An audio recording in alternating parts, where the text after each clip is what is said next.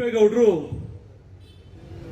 ಯಲಹಂಕದಿಂದ ಪ್ರಾರಂಭ ಮಾಡಿ ಬೆಂಗಳೂರು ನಿರ್ಮಾಣ ಮಾಡಿದ್ರು. ವಿಜಯನಗರದ ಸಾಮಂತರಾಗಿದ್ರು. ಇವತ್ತು ವಿಶ್ವವಿಖ್ಯಾತವನ್ನ ಗಳಿಸಲಿಕ್ಕೆ ನಾಡಪ್ರಭು ಕೆಂಪೇಗೌಡರು ಅಂತೇಳಿ ಅನೇಕ ಇತಿಹಾಸ ತಜ್ಞರು ಕೂಡ ಹೇಳ್ತಾರೆ, ಮಾತಾಡ್ತಾರೆ.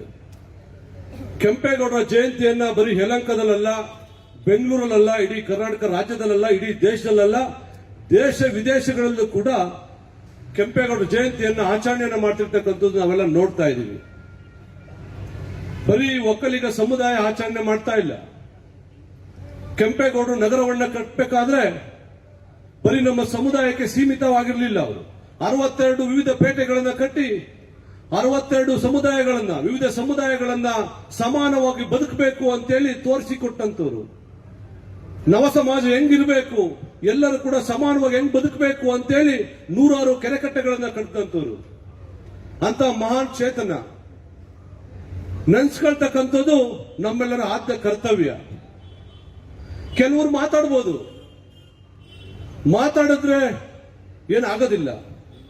ನಾವು ಮಾತಾಡ್ತಕ್ಕಂಥದ್ದಲ್ಲ, ನಾವು ಮಾಡ್ತಕ್ಕಂಥ ಕೆಲಸ ಮಾತಾಡಬೇಕು. ಕೆಂಪೇಗೌಡರಿಗೋಸ್ಕರ ಏನೆಲ್ಲ ಮಾಡಿದೀವಿ ಅಂತಕ್ಕಂಥದ್ದು ಮುಂದಿನ ಪೀಳಿಗೆ ಮಾತಾಡಬೇಕು.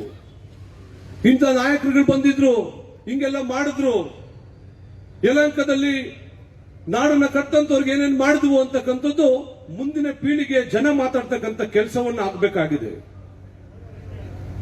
ಕೃಷ್ಣಣ್ಣವ್ರು ಮೊದಲೇ ಹೇಳಿದ್ದಾರೆ, ಯಾವುದೇ ರಾಜಕೀಯ ಮಾತಾಡಬಾರ್ದು ಅಂತೇಳಿ. ನಾವು ಒಂದು ಪದ ಅರ್ಥ ಇತ್ತ ಹೋಗೋದಿಲ್ಲ, ಅದು ಬೇರೆ ವೇದಿಕೆಗಳಲ್ಲಿ ಮಾತಾಡ್ತಕ್ಕಂಥದ್ದು.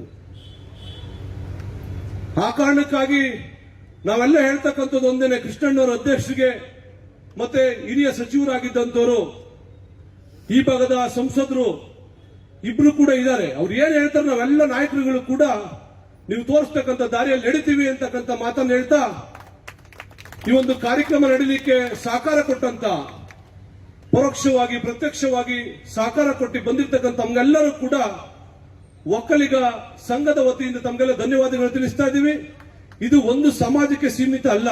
ಮತ್ತೆ ಪದೇ ಪದೇ ಹೇಳ್ತಾನೆ, ಎಲ್ಲ ಸಮುದಾಯಗಳು ಒಗ್ಗೂಡಿ ಜಯಂತಿಯನ್ನು ಹಬ್ಬದ ವಾತಾವರಣದ ರೀತಿಯಲ್ಲಿ ಮಾಡಬೇಕು, ಮುಂದಿನ ದಿನಗಳಲ್ಲಿ ಅದಾಗ್ತದೆ ಅಂತಕ್ಕಂಥ ಮಾತನ್ನು ಹೇಳಿ ನನಗೆ ಮಾತಾಡ್ಲಿಕ್ಕೆ ಅವಕಾಶ ಮಾಡಿಕೊಟ್ಟಂತೆ ವೇದಿಕೆ ಬಿಡ್ತಕ್ಕಂಥ ಎಲ್ಲ ಹಿರಿಯರಿಗೆ, ಮುಂಭಾಗದಲ್ಲಿರ್ತಕ್ಕಂಥ ಎಲ್ಲ ನಾಯಕರಿಗೆ ಕೂಡ ನನ್ನ ವಂದನೆಗಳು ತಿಳಿಸ್ತಾ ನನ್ನ ಮಾತುಗಳನ್ನು ಮುಗಿಸ್ತಾ ಇದ್ದೀನಿ. ನಮಸ್ಕಾರ.